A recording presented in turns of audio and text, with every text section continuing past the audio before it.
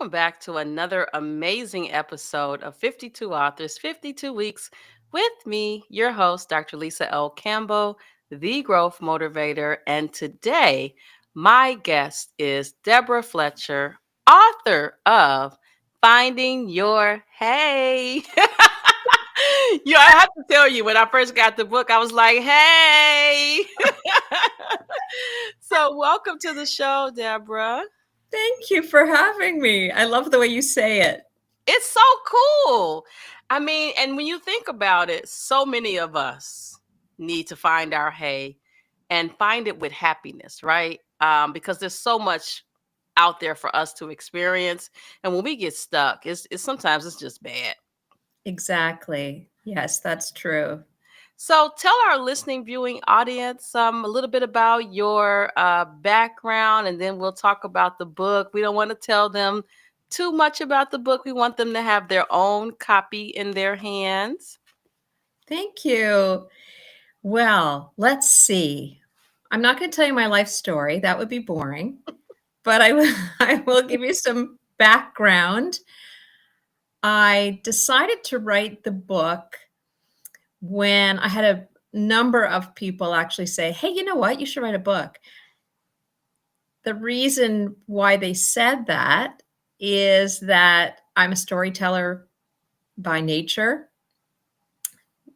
In my professional life, what I was doing was leadership development, teaching managers and leaders skills like emotional intelligence, ways to inspire the people that they work with, and encourage their employees or their direct reports to be the most productive, the most engaged workers that they could be. So that's my background. And the way that I wrote the book is almost like a training program. I call it a crash course in braving grief and embracing joy. And so the book is structured somewhat in that way. I love it. I love it. We all need that book that helps us get to the next level, but recognize that there's nothing wrong with us, right? That we're human and life happens. It's all about, recovering and moving forward. So I have to ask you this question, just for the purposes of our listening, viewing audience. So what happened in 1999? Well, in 1999, I gave birth to two little girls. And it was a surprise because, well, I found out at the first ultrasound that I was having twins. But when I first became pregnant, I was convinced that there was a little boy in there. So I kept, referring to him as Billy Bob, and I would talk to him. And so I've told my daughters this, and I said, you must have been wondering, where is this little guy? You would have been there looking around, and who is she talking to? Interesting. And so, since we're talking about the babies who are not babies anymore, right? Yeah. Tell our listening, viewing audience a little bit about that birth, and you're going to be surprised once you tell your story, because you know how I say you're never alone. There's always someone that has gone through what you've gone through. So tell us about your identical twins. Exactly. We were expecting to have two little twin girls that, we wouldn't be able to tell apart. And we imagined chasing them around and having, just that perfect family life. Of course, you envision this perfect family life, And unfortunately, they came early. So they were born at 30 weeks. And the second born, my daughter Quinn, had a difficult birth herself. And in the end, she has been diagnosed with a number of disabilities. So we first found out that she had cysts on her brain when she was 3 weeks old. They typically do an ultrasound on premature babies' brains up where I live. So that's when they said, we see some scarring. We see some areas on her brain which which have been impacted by some sort of deprivation of oxygen, something like that. And this will result in probably her being uh, physically or in motor impairment wise, she would be impacted. And they were 3 weeks old. So of course we were devastated. And as I say, I pictured her, maybe walking with a limp or having some other sort of problem with dexterity. And in fact, what resulted was, in fact, she's severely disabled and she has multiple disabilities. So that's something that came as an absolute shock to us, naturally. Oh, absolutely. You know what? I don't think that people really understand how much of an impact that has on you. So in 1992, I gave birth to a little girl, Jasmine, and I was 34 weeks gestation. I was losing fluid from around the placenta, so the doctor wanted to do a C-section. And I was 1 month away from my 19th birthday when I had her. I had finished high school. My mom was the one that was like, "You're pregnant." I was like, "Oh, okay. I only had sex one time, but I guess it only takes one time to make a baby." Yes, it's a miracle. It is. And so when she was born, there was a CT scan done that suggested that she had some intracranial bleeding. And we stayed in the hospital for 7 days, right? That's like unheard of today. And I brought her home thinking that all was well. And 3 years later, after my mom saying something's wrong with Jasmine, she's not progressing, like kids should. She should be walking, right? She had turned 1. She should be walking. She should be doing more. I took her to a physician, neighborhood physician, who said, well, not all kids progress at the same time. So I said, okay. And then, the life just kept moving forward until one day I decided that I owed it to her and to myself to figure out what was actually going on. And so here we are. I was 21, I think, at the time, and a single parent with no support from her father whatsoever. And I get the news of A, she wasn't going to walk. B, she couldn't hear. C, she had, multiple intellectual disabilities. And at that point, I literally lost my voice because I was still trying to figure out who Lisa was. Right. And so Yes. no Oh, you were one, so young. yes, I was very young, and no one understands that life. Not that it's just you and I, but I'm saying we understand how that time period in our life felt. Yes. Yes. And it's interesting because, you know, I don't want to sound ableist because it's not that I thought, oh no, it's horrible. She's disabled. It's more, we want our children to be happy.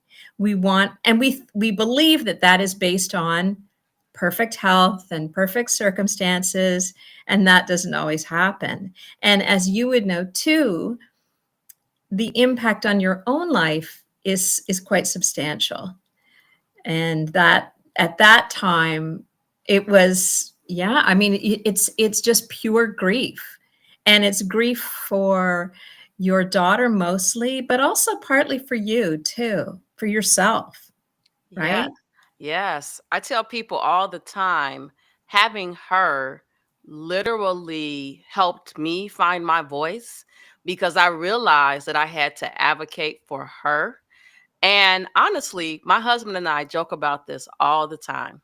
Jasmine has the best life ever. Yes. Okay, because number one, Jasmine did start walking at the age of 7, so she walks. She doesn't talk, she can't hear, even though we our running joke is she can hear what we're saying. But when you look at her, she has no care in the world. Yeah. Like we brought her home during the pandemic and for 6 months from where she lives. And Jasmine was just enjoying life without a clue. And so to some extent, I'm kind of jealous of her not knowing what's happening in the world and having all of her needs met each and every day without fail. There's something to say about the life that she's living. I agree. It's a wonderful way to live. And my daughter Quinn, her twin sister Emma, she says all the time, she says, I wish someone would get me up in the morning, dress me, feed me, and take me to work. And so We take those things for granted, don't we? we do. And that's the beautiful thing, is that all of this joy comes when you finally realize that this is a gift, and as is every challenge in life, and that you can still move through the pain, because of course, not to minimize it, of course there's pain, but there's so much joy on the other side. So that's so funny. You and I have the same experience. Yes, and that's the one thing. When I set out to do 52 authors, 52 weeks, I did not expect that I was going to continue healing as a result of this journey, because I do not have any, and as you know, right, we logged on 2 to 3 minutes before we recorded this episode. I said hi, you said hi. I wanted to make sure that pronounced your name right. I know things about you, from the book, but we don't know each other. Right. And I just love the connections that I'm making. And I know that this work is helping others. And so I'm so honored that, number one, you were bold enough to tell your story, because it would be selfish not to tell your story, right? It would be selfish, because you're on the other side of it, and others need to hear, as you say, how you found, right, joy Yeah. and experiencing happiness in spite of what you have experienced, and honestly what you will experience, because as my grandmother and them used to say, just keep living. Well, that's exactly it. And that is it in a nutshell. Honestly, this is life. Good things, wonderful things happen, and there's going to be some tough times too. It really is just living, right? That's all it is. And it's almost like once I recognized that aspect as well, it just allowed me to be more open and receptive to noticing all of the wonderful things that were happening and grabbing onto those happy moments and being able to laugh at those moments which were not so great. And I think it's a really important life skill. And what's happened is that I use that life skill in every aspect of my life. Anything can be turned into a funny story. And what I've noticed is that my daughter Emma, so they were identical twins, and she was born first, and she was smaller, so she just had a very easy birth, and so she is completely able-bodied and everything else. But she uses this concept of addressing a hardship and working through it, knowing that it's not the end of the world. Now, she would say that the end of Harry Styles' world tour was the end of the world, but that's just something that she's got to work through still. But she has this ability to look at a hardship and either in the moment or after the fact, turn it into a story. And that, I just think, that's something that I've passed on to her. And what I hope from the book is that all of the strategies that I talk about and all of the stories, because it's not just my story that I talk about, but those other stories And the strategies that came out of all of my friends' experiences with grief or hardship will resonate with other people. And they'll say, oh, I see myself either in that story or in that, potential to use that tactic or strategy in order to get through this life. I love it. And one of the first things that I saw in the book, every time I get my new book, I always look at the table of contents. I like to see how many chapters people have in their books, because when I was writing my book, I had 10 chapters and my publisher was like, write 2 more. And I'm like, no, I don't want to write 2 more. I'm done good with the 10. But the last 2 chapters were really powerful. And so I'm always intrigued by the format and the minds of others.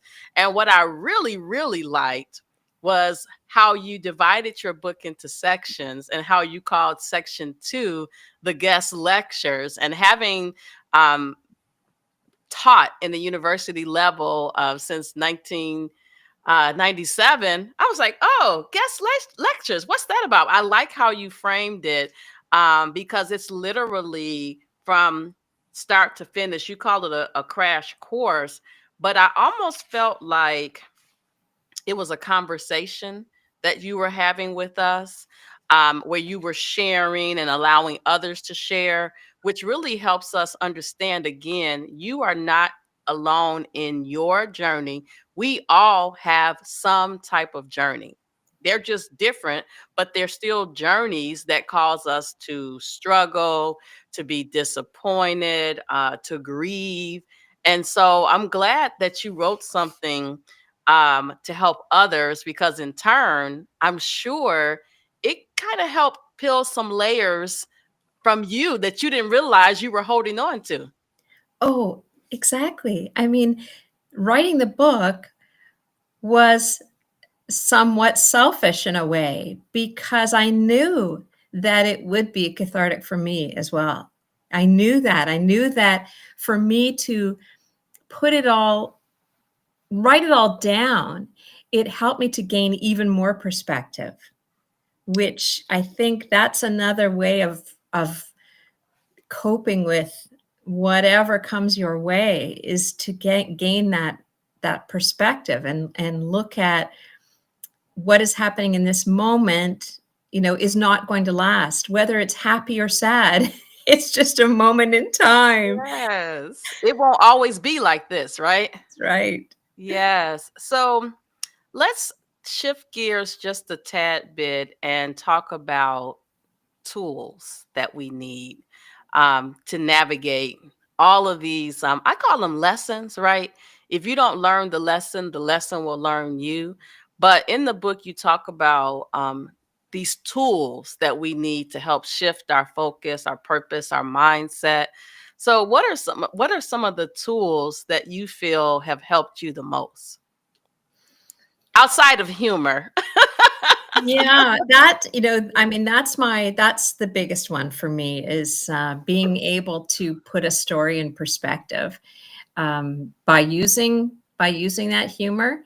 And the other lesson that I learned from my father, the first being humor, the other lesson that I learned from him was that the attitude that you have regarding what happens to you is in fact a choice. And that recognition was huge for me. And that reference to finding your hey, that is describing exactly what he did when he went through his own experience of grief, which was came as a result of having a stroke and a heart attack at age 46. And it was devastating for him, because he was never able to work in the career that he had. And his life was completely changed. Mm. And for a 46-year-old man, it's tough, right? He was at the prime of his career, and so he could never work again.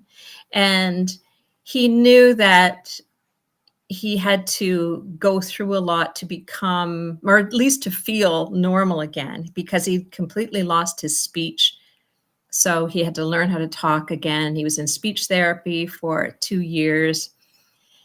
But what I saw every single day was him making that choice to get up, you know, shower, get dressed, shave, and face the day with a positive attitude. And that's not to say that he just glossed over anything bad. It's just that he made the choice to look at things from a different perspective.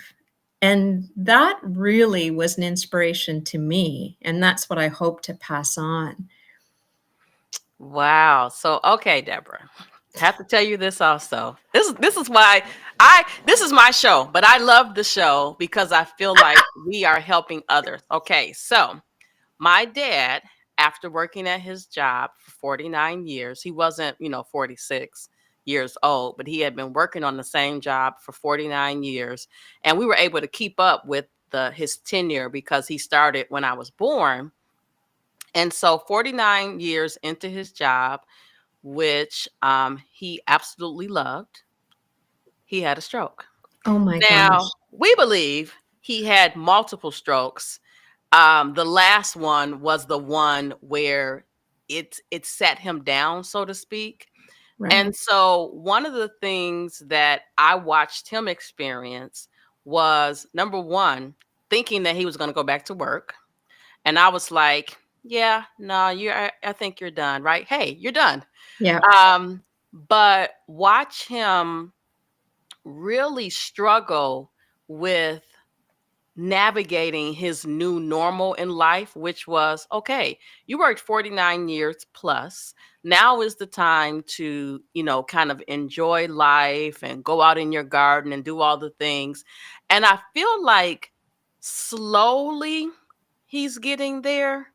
But I really want to call him up and say, hey, Dad, you know, there's so much more that this world wants to show you because he hasn't quite turned the corner yet. I Mhm. think he's still grieving, and someone said, "That's not a loss." Yes, it is. It He's is. still Absolutely. grieving with the loss of that job because he loved that job and he was going to work that job until he died. But I also think that he's grieving some of the independence that he once had. Now, he didn't have any lot of deficits from his stroke. He did have, the weakness, and he went to therapy.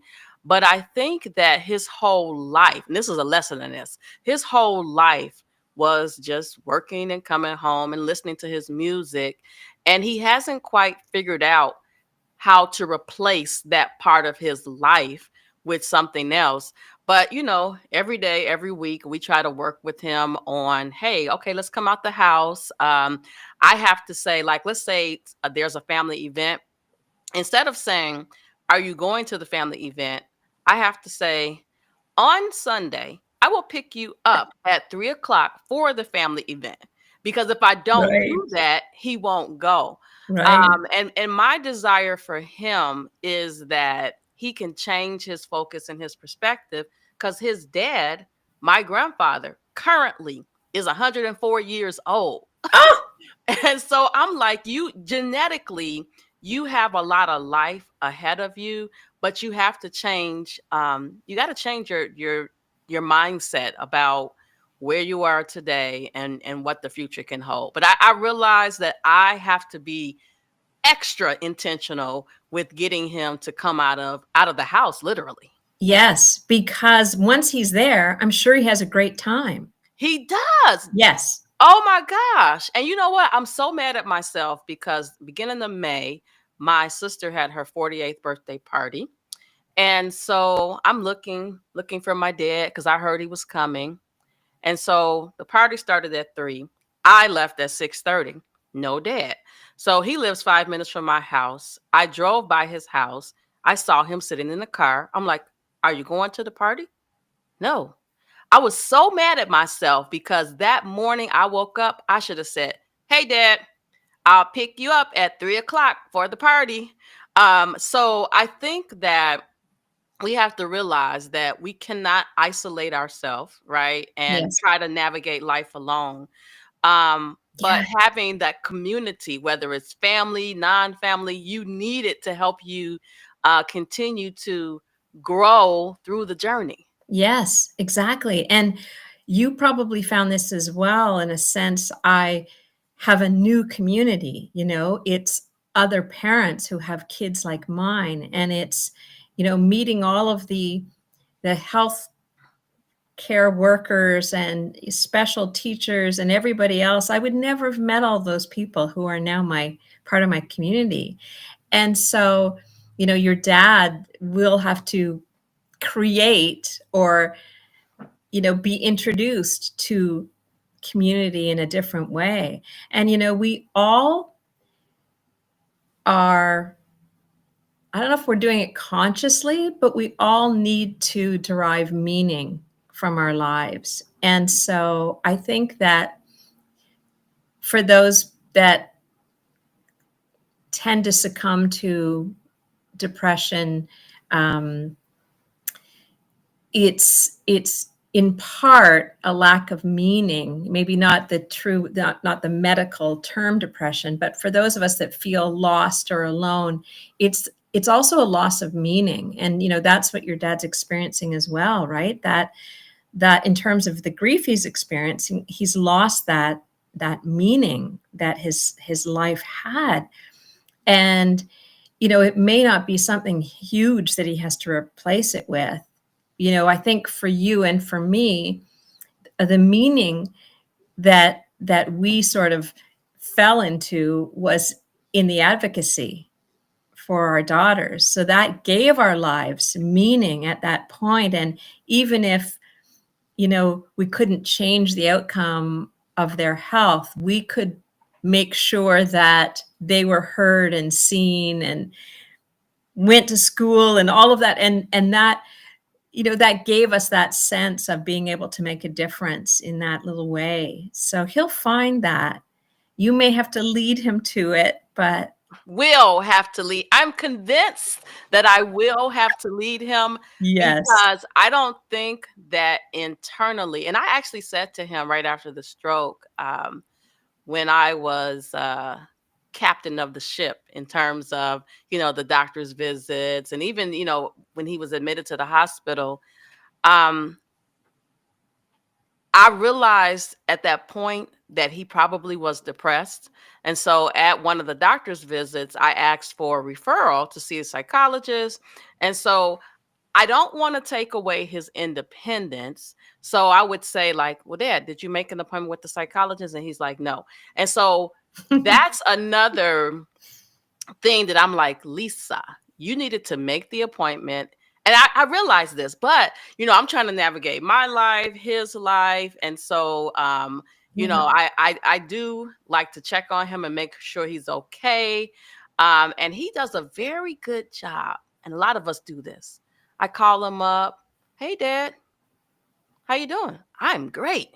Right. Right. But I realize it's okay to not be okay, but you have to be willing to get the help. Yes. You have to be willing, because help is available. Yes.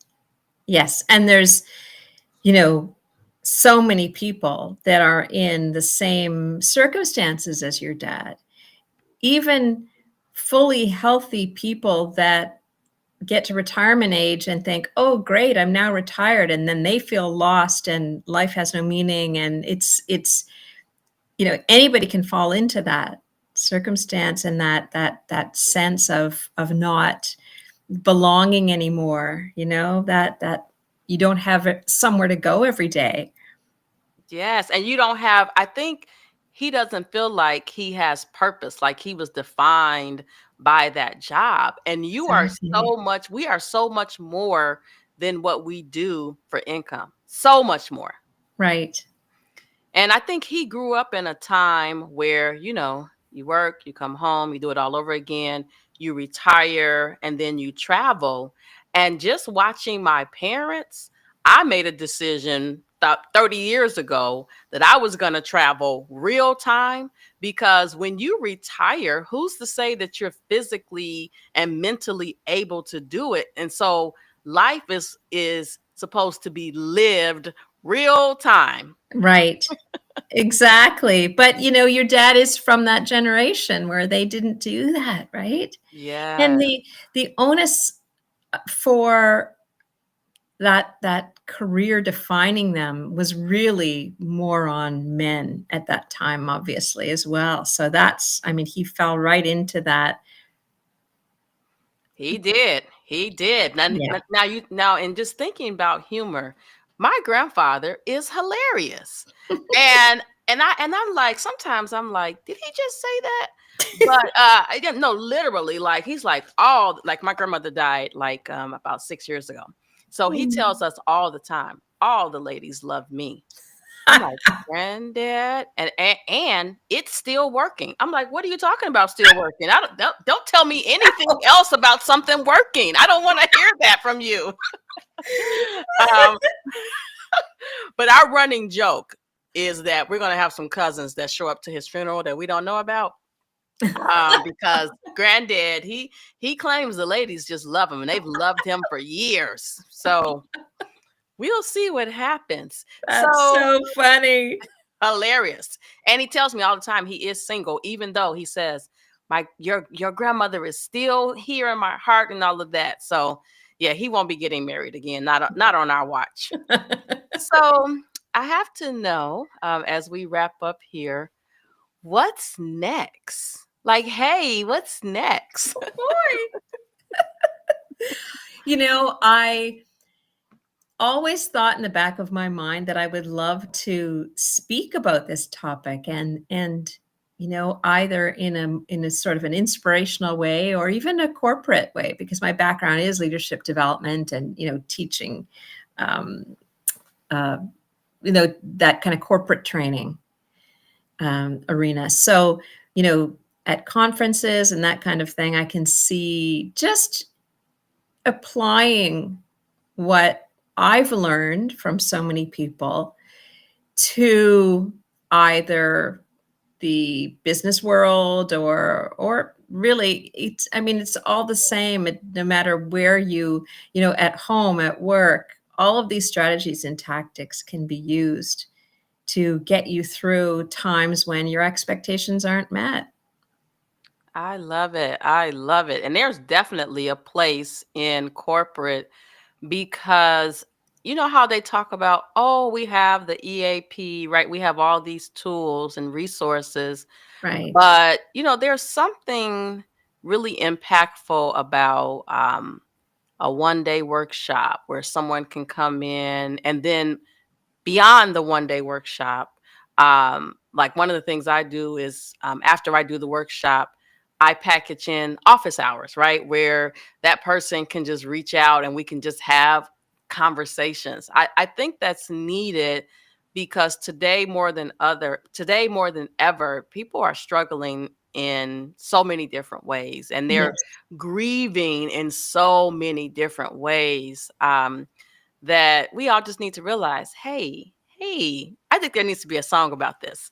Um, listen, there are so many crazy songs out there.